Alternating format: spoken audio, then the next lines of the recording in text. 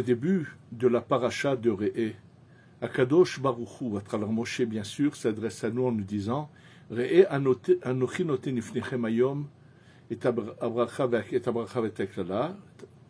Regardez, je vous donne devant vous deux chemins, celui de la bénédiction et celui de la malédiction. C'est-à-dire qu'il faut savoir que c'est nous qui provoquons les événements de notre vie et qu'il faut savoir dans la vie faire le bon choix. Comment faire ce bon choix pour réussir, bien sûr, même s'il y a des moments difficiles, mais ça ne veut pas dire que pour autant il faut changer de bon chemin, mais de savoir faire le choix qui va finalement nous faire arriver au but pour lequel nous avons été créés. Alors, puisqu'on a ici devant nous cette demande de Dieu de nous dire, d'Hachem, de nous demander de savoir faire le bon choix, ça va être l'occasion de montrer deux personnages dans l'histoire qui ont su, in extremis, faire. Il y en a un qui a fait le bon choix et l'autre, ça a été l'inverse. À la fin de sa vie, il a fait le mauvais choix. Et bien sûr, il y a des questions que je vous avais promis que dans certains cours, je vous en ai déjà parlé, qu'on va expliquer quelle a été la suite de cet événement, de ces deux personnages et le lien qu'il y a par rapport à eux. Alors, on va commencer par l'histoire qui est mentionnée dans la Gemara de ce qui s'appelle Masechet Avodah Zara, page 17 ou première partie de la page. C'est marqué la chose suivante. On nous parle d'un Rav que c'était pas un Rav, puisqu'au départ, il a le titre de Rav, il l'obtient à sa mort, mais il était toute sa vie, comme vous allez le voir, il a eu une vie apparemment perverse, et comment, in extremis, comme je vous l'ai dit, il va sauver son âme. Alors, de qui il s'agit? Il s'agit, on l'appelle ici Rabbi Eliezer ben Dordeye, c'est son nom. Et la Gemara de nous dire, Amour Alav, on a dit c'est-à-dire qu'eux ne l'ont pas connu, mais ils avaient eu la transmission de ceux qui savaient de qui il s'agissait. Ce personnage apparemment avait beaucoup d'argent, et il faut savoir qu'à leur époque, la prostitution n'était pas du tout à l'image qu'elle est aujourd'hui. La prostitution ne se prostituait et ne réclamait des sommes fabuleuses que des femmes, bien sûr, qui avaient une mauvaise moralité, mais qui étaient nées avec une très rare beauté, et donc elles voulaient exploiter ce don que Dieu leur avait fait, d'avoir vraiment, elles étaient exceptionnelles. Ça veut dire que c'était quelque chose, c'était pas que à tous les coins de rue on trouvait des prostituées, pas du tout. Ça, c'était des choses banales, mais les vraies prostituées, c'était des femmes en général qui avaient vraiment une attirance très particulière. Et pourquoi je vous en parle? Pour comprendre la suite. C'est marqué quelque chose qui va vous surprendre, c'est-à-dire que lui, il a grandi dans une immoralité totale. Il était constamment à se renseigner, pas seulement où il vivait ici en Eretz Israël, mais il prenait le bateau pour aller, s'il le fallait, quelque part. Dès qu'on lui disait qu'il y a quelque part une prostituée, même quel que soit le prix, il voyageait jusque dans ce pays pour aller la voir.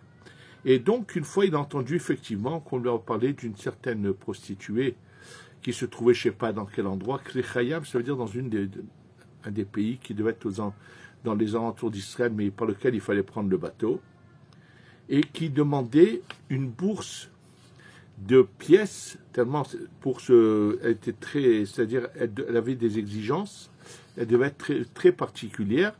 Donc celui qui venait devait lui donner c'est marqué Kis Dinarin. C'est une bourse avec des pièces de valeur, je ne sais pas de quelle valeur, mais d'une grande somme. Alors qu'est-ce qu'il a fait? Il l'a pris.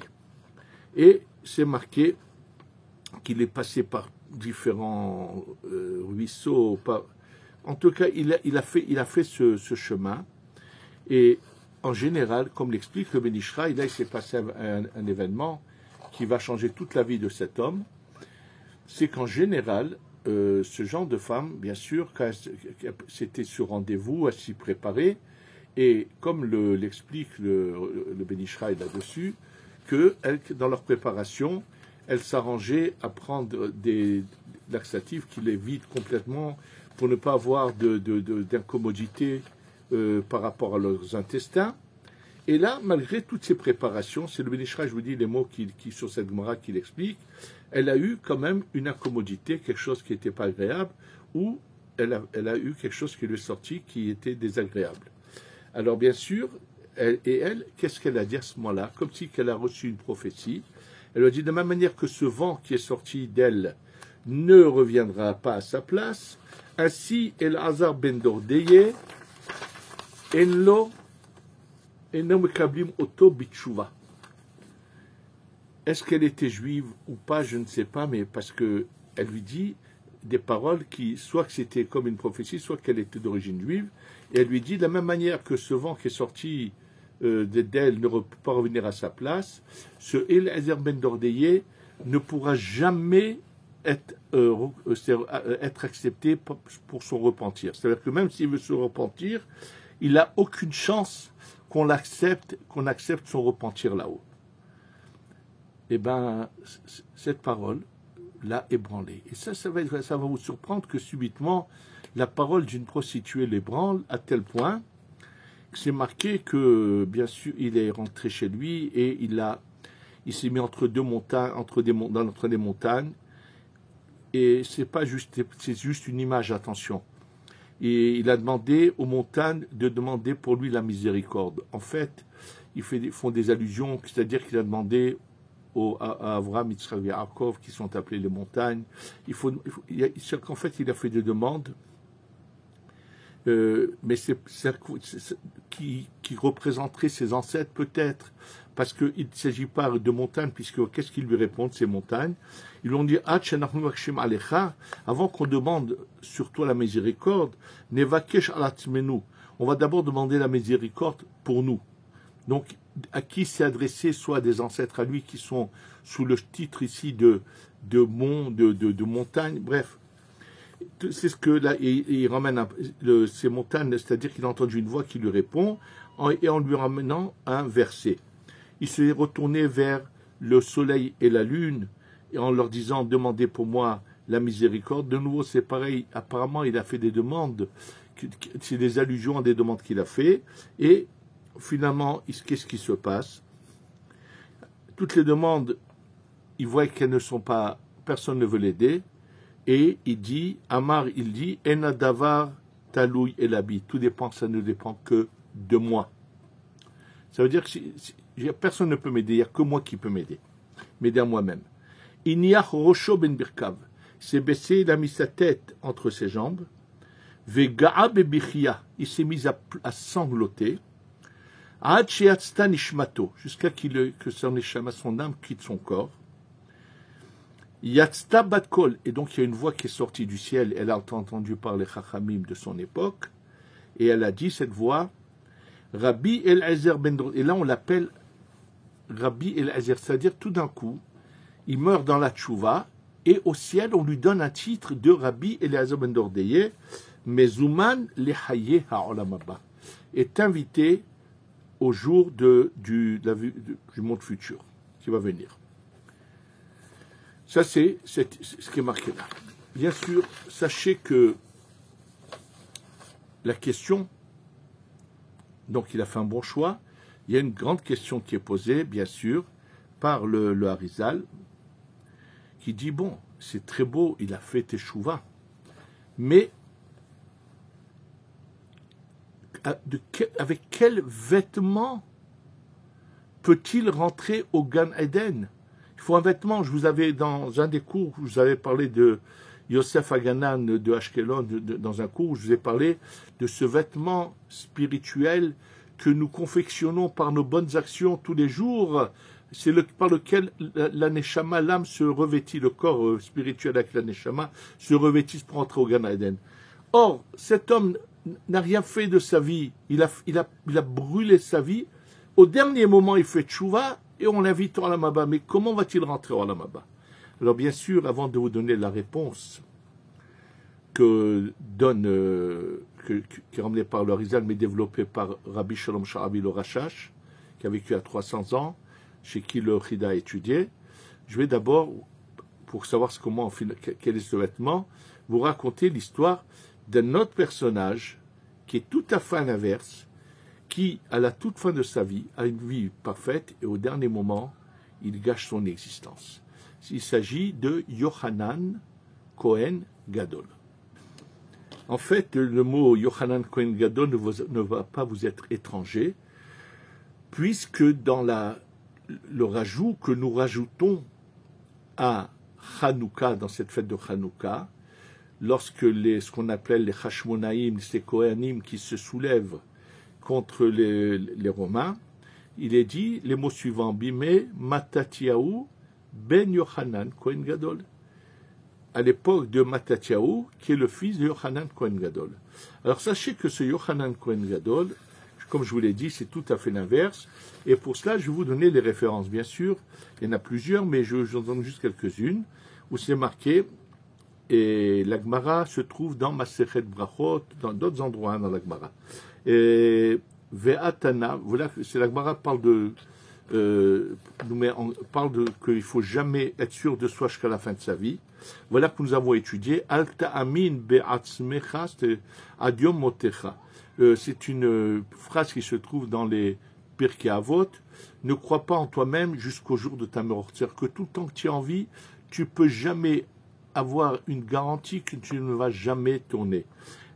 Et la preuve que la Gemara ramène là-dessus, Yochanan Kohen Gadol, Shimesh bekeuna gdola, Shmonim Shana. Et d'ailleurs, c'est ramené à plusieurs endroits dans la Gemara. C'est un Kohen Gadol qui a été Kohen Gadol pendant 80 ans. C'est-à-dire que lui, c'est au deuxième temple, hein, bien sûr. Lui, je ne sais pas quel âge il est devenu Kohen Gadol, mais apparemment assez jeune. Et il a vécu très longtemps, puisqu'il a été d'abord Kohen Gadol pendant 80 ans. Et un beau jour, après 80 ans de service en tant que Kohen Gadol, il est devenu ce qu'on appelle un tzdoki. Le tzdoki, ce sont des gens qui ont décidé de ne pas accepter les paroles des interprétations qu'ont reçues, que Moshe a transmis aux sages de toutes les générations, de génération en génération, et de dire qu'ils croient que ce qui est marqué dans la Torah, des fausses interprétations. Donc il est devenu comme ça tzdoki.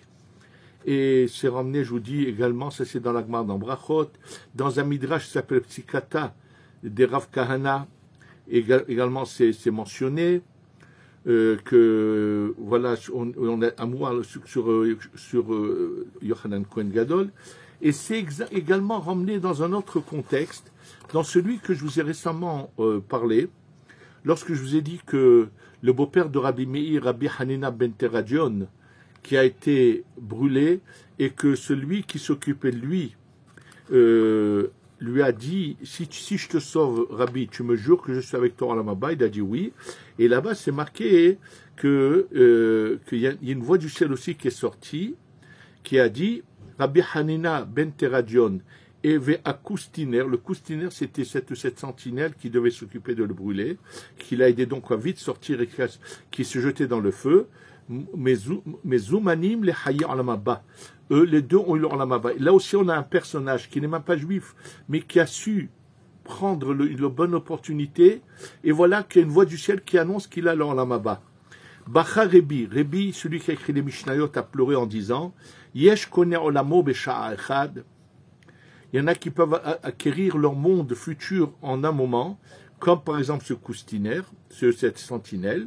Veyesh Adam, et là, dans le Midrash, il est mentionné, Veyesh Adam Sharvadet Hashem Kol Yemei Chayav, et il y en a un qui a servi son Dieu toute sa vie, ou Mafsid et Tsecharo, il va tout perdre, Besha'achat, en un instant.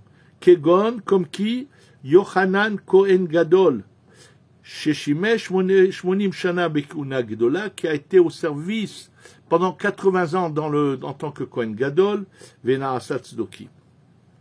Donc on a là vraiment deux personnes, un qui a été, on va dire, vraiment dans le mauvais choix toute sa vie, et puis hop, il se réveille. Et il rentre au Ghana. Et le cas inverse.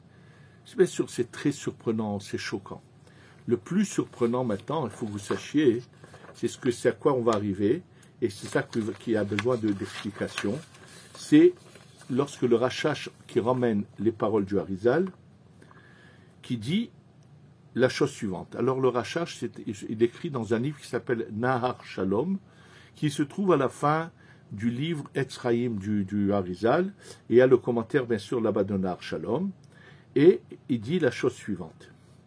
Lorsque il parle justement de ces deux personnages, il dit Yohanan Shama Varishumim et Tzadik. En fait, ce qu'il dit, c'est que toute l'accumulation de toutes les mitzvot qu'a fait Yohanan Kohen Gadol dans sa vie entière ont été pris, tous ces vêtements spirituels, on les lui a retirés, et ils sont restés là en attente. Et lorsqu'il s'est présenté cette situation où ce Elazar ben Dordeye fait tchouva avant de mourir, et qu'il meurt, pourquoi on l'appelle Rébi? Parce qu'on lui a donné toute l'accumulation d'une vie entière de Yohanan Kohen Gadol avant qu'il devienne Tzloki. On a tout donné à ce Elazar ben Dordeye, donc on l'appelle Rébi Elazar ben Dordeye, et tout ce qu'a fait comme mal Elazar ben Dordeye va aller chez Yohanan Kohen Gadol. Et bien sûr, c'est une révélation que la Kabbalah nous révèle qui est choquante, surprenante. Comment se fait-il que, c'est vrai qu'il a fauté à la fin de sa vie, mais qu'on lui retire tout ce qu'il a fait, et comme pose aussi la question, ou le Rashash ou le Harizal lui-même, pourquoi Hachem ne l'a pas retiré du monde avant qu'il trébuche? Pourquoi Hachem ne l'a pas sauvé in extremis? Pourquoi Hachem ne lui a pas donné cette possibilité de voir, en voyant qu'il allait trébucher, lui dire bon, le faire mourir avant, mais au moins qu'il ne gâche pas une vie de labeur et de travail pour Dieu? Comment se fait-il qu'il y a eu tout cet échange et ce qui s'est passé, cet événement? Et bien sûr, tout ça. Alors déjà, on a répondu à la question comment Elazar ben Dordeye, qui devient Rabbi Elazar, rentre au Gan Eden avec quels vêtements? Oui, il a reçu des vêtements de Yohanan Kohen Gadol. Le problème est de comprendre, comme je vous l'ai dit, la question qui est posée, ils nous font des allusions pour qu'on comprenne pourquoi Hachem n'aurait pas retiré de ce monde comme ça a été le cas, pour que, lorsque c'est marqué, que lorsque Hachem voit que quelqu'un va tout perdre, il le retire avant qu'il perde tout de ce monde pour qu'il ne gâche pas tout ce qu'il a fait dans le passé. Ce n'a pas été le cas de Yohanan Kohen Gadol, et ça nécessite explication, et puis surtout comprendre pourquoi cet échange. Rabbi Elazar ben Dordeye, c'est beau, il a fait tchouva, il lui manque des vêtements, mais pourquoi avoir pris tout ce qu'a fait Yohanan Kohen Gadol? Pourquoi on ne laisserait pas à Yohanan Kohen Gadol tout ce qu'il a accumulé et qu'on le juge que sur son dernier jour, sur ces derniers jours où il a fait cette erreur de devenir tzdoki, qu'il soit puni là-dessus, mais qu'on lui laisse son acquis? Pourquoi avoir fait tout cela? Et ça, on va, Ezrat Hashem, essayer de le comprendre et d'expliquer ensemble. Alors, sachez que ce qu'on va aborder maintenant va être un sujet qui va nous aider à comprendre beaucoup de choses dans notre existence. Et c'est un sujet que je vous ai déjà abordé plusieurs fois dans les cours, mais que je vais vous répéter textuellement de quoi il s'agit. En fait, la Torah, nous en fait une allusion, mais c'est mis en évidence dans le Zohar et dans la Kabbalah, que lorsque nous commençons à lire le début de la Torah, de la création, alors d'abord sachez que les 6 jours de la création, il ne s'agit pas de jours tels que nous les vivons du tout. C'est pas marqué qui Beshechet Yamim Asa Hashem dans les 6 jours Dieu a fait, mais c'est marqué Shechet Yamim Asa Hashem. Et le Zohar explique en fait, c'est une allusion, que le monde a été confectionné tel que nous le vivons nous, par les 6 sphères inférieures. C'est pas 6 jours, en fait on fait des allusions à quelque chose de précis, et qu'il y a eu une étape antérieure, finalement, ces 6000 ans sont la réparation de cette étape antérieure. Cette étape antérieure est appelée le monde du Tohu, ou bien le monde des Nekudim, ça veut dire des petits ronds, ou bien le monde de la destruction. Il est dit dans nos sages que Akadosh Baruch Hu aya boné olamot ou mahrivam, Dieu avait créé des mondes et les détruit. À quoi fait-on allusion? En fait, il y a une période spirituelle antérieure à notre à nos 6000 ans. Et pour le comprendre, question évidente. Lorsqu'on lit le texte du début de la Torah, on trouve que Adam Arishon avec Chava se trouve dans le Gan Eden. Le but de la création est pour mériter sa récompense. Comment dans ce cas-là se fait-il que Adam Arishon, pas seulement lui, c'est beaucoup des Neshamot du peuple d'Israël qui étaient inclus en lui, son siège au Gan Eden? Qu'est-ce qui leur a fait mériter ce Gan Eden? Si le but c'est de mériter, comment se fait-il qu'on commence l'histoire en nous racontant que Adam Arishon se trouve dans le Gan Eden? Et je voudrais ajouter quelque chose, c'est qu'en dehors du Gan Eden se trouve la source des 70 nations de tous les peuples du monde, à part le peuple juif, de toutes ces générations depuis Adam Arishon jusqu'à aujourd'hui. Il faut savoir que tous ces personnages qui ont vécu, qui n'appartiennent pas au peuple juif, eux existent, leur âme existait déjà, mais elle était en dehors du Gan Eden. Alors pourquoi il y en a qui sont à l'intérieur du Gan Eden et d'autres sont à l'extérieur du Gan Eden? Je vous rappelle juste aussi également que quand je vous ai parlé de Bilham et de Moshe, que lorsque Bilham voit le Yitro, il lui dit « Ah, quelle chance tu as que toi, finalement, tu as su choisir le chemin de la lumière, et lui n'a pas su faire le bon choix. » Je vous en ai déjà parlé. En fait, dans cette période qui est antérieure à ce qui est marqué aux 6 jours, aux 6 sphères, entre guillemets, 6 jours de la création, c'est marqué dans la Torah, Vehaaretz haïtatu, la terre était tohu bohu. En fait, on fait une allusion à cette période-là. Pour mieux la comprendre, cette période, je vais vous donner des dates qui ont été mentionnées justement par le Rachash, un de ses élèves ramène cela. Nous savons que le premier jour mentionné dans la Torah, si on devait aller selon notre calendrier, il correspond au 25 Elul qui serait avant l'année 1. C'est-à-dire le 25 Elul avant l'année 1, puisque l'année 1 commence le 6e jour de la création, avec la naissance de Adam et Chava lorsqu'il dégringole, va commencer le jour 1 de l'année 1, de la première année des 6000 ans. Donc il y a ici un cycle antérieur, et c'est le 25 Elul. Et alors, quand on va dans cette image-là, que nous savons que la Bereshit bara Elohim et Hashamayim et Haaretz Yom Echad, c'est le premier jour, c'est le 25 Elul, ça correspondrait à un 25 Elul d'un calendrier antérieur. Alors, dans ces comptes-là, pour nous faire comprendre de quoi il s'agit, il y a une histoire qui commence le 17 Elul. Le 17 Elul, mais c'est spirituel. Il y a déjà des âmes qui sortent, et depuis le 17 Elul jusqu'au 24, il va se passer des événements qui sont vraiment des épisodes de mondes créés et détruits, comme le révèle le Zohar et à travers le Harizal, comme nous allons le voir.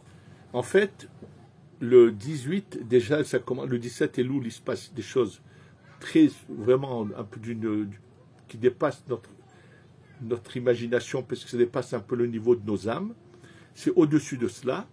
Et le 18 commence une première étape qui est le monde du Da'at, où dans ce monde-là, il va y avoir différents personnages, Moshe d'un côté, Bilham, Amalek.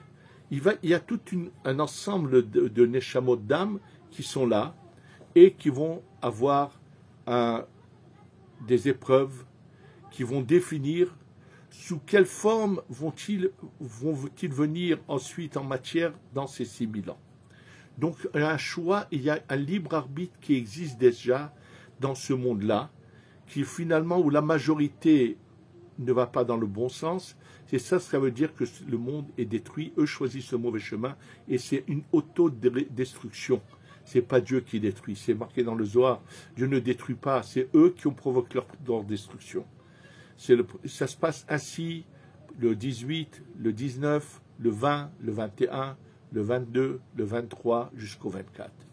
Et finalement, au 24, c'est la décision où Dieu va commencer à aider à la réparation et va donner de nouveau une option à chacun.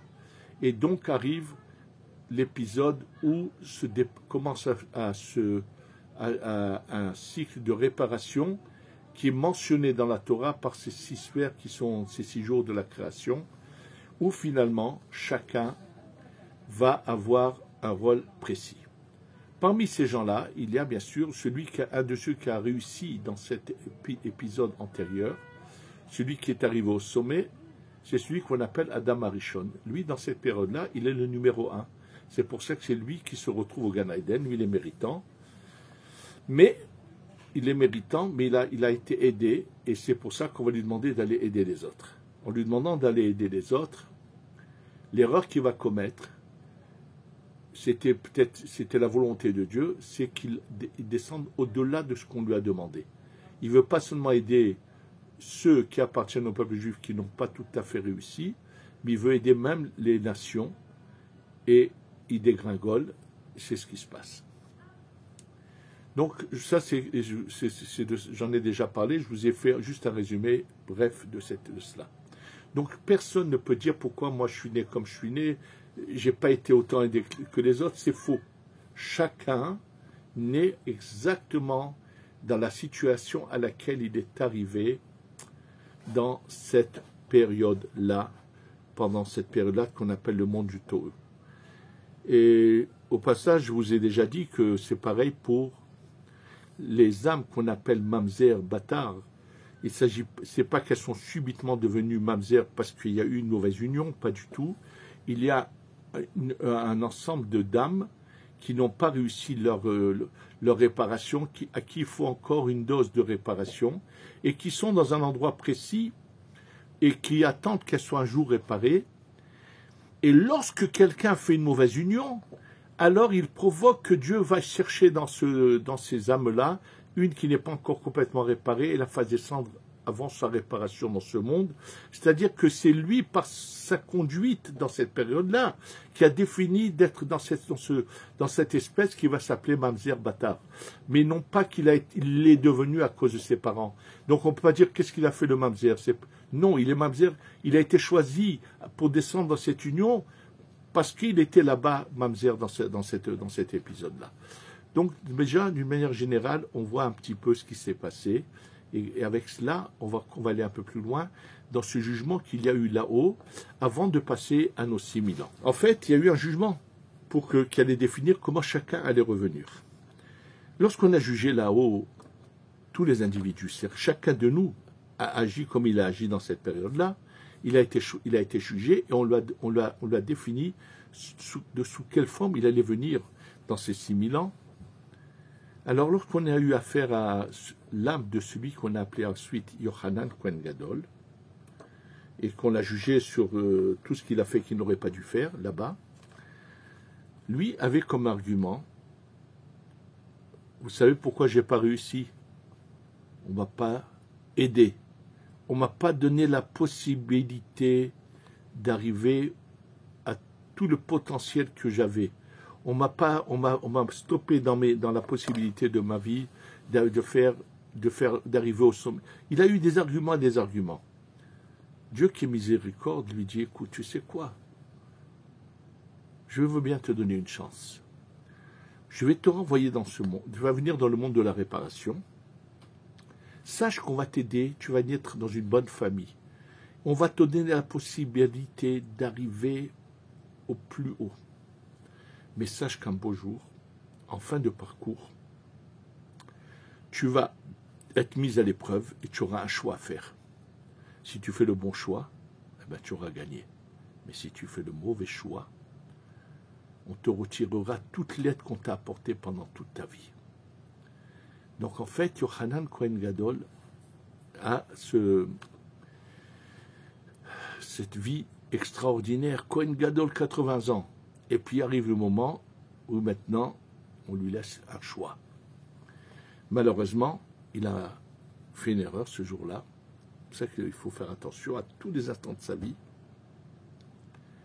Et on lui dit, tu vois, avec toute l'aide qu'on t'a apportée,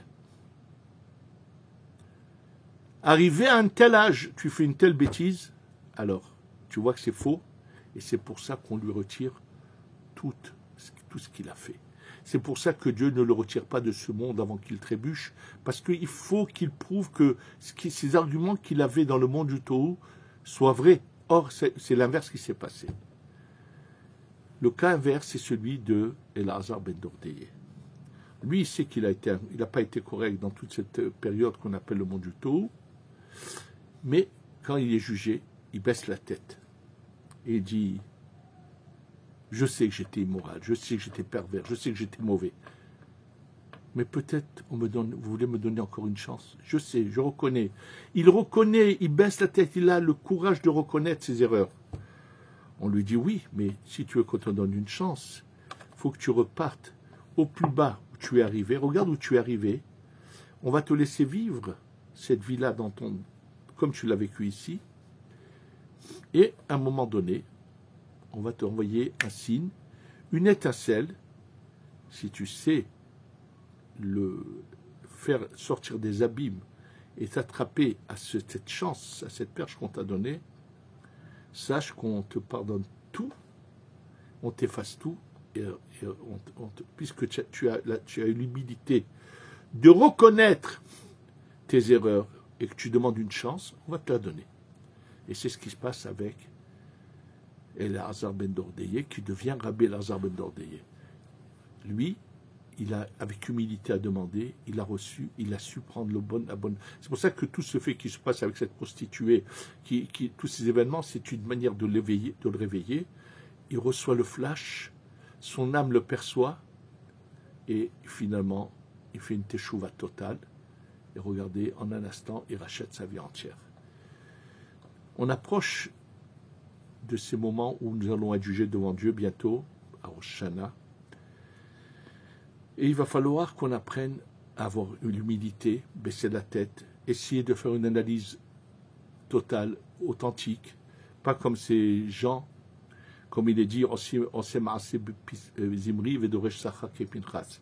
Il se conduit comme Zimri ben Salou, celui qui est parti avec la femme de Midian, et il veut être comme Pinchas le tzaddik. Ça veut dire, vous avez des gens, ils pensent que puisqu'ils vont à l'office tous les jours, et qu'ils sont bien vus dans leur entourage, et que en dehors de cette apparence, personne ne connaît leur vie privée, où il se passe des événements d'une immoralité sans pareil, et ils pensent qu'ils sont des tzadikim.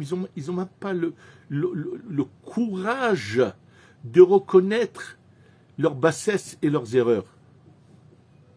C'est dommage. C'est le mauvais choix qui mène à la destruction. Il faut savoir se remettre en question, faire une analyse sincère et qu'on vient devant Hachem avec la tête basse, en lui disant « Abba, papa, je reconnais mes erreurs, j'ai envie de changer, aide-moi, donne-moi une chance encore. » Akadosh Baruch Hu est miséricorde, nous donne une chance. Que chacun sache parler comme ça avec Akadosh Baruch Hu, qu'Hachem donne à chacun une chance, que tout le monde fasse sa teshuva, et qu'on sache choisir ce chemin de la vie que Hachem nous demande de choisir, et qu'on ait la Géoula Shlema. Amen, ve Amen.